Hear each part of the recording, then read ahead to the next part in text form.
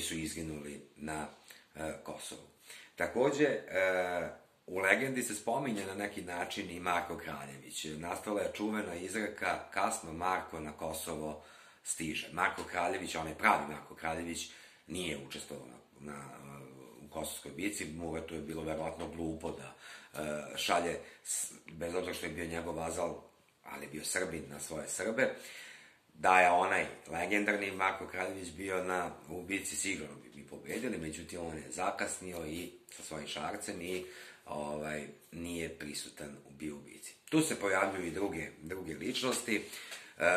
U svakom slučaju, legenda je nastala opet u istom, tom kažem, periodu kada je legenda o Kraljeviću Marku, periodu kada je srpskom narodu bilo jako teško, kada je narod shvatio da je zapravo Srbima sve loše krenulo posle Kosovske bitke.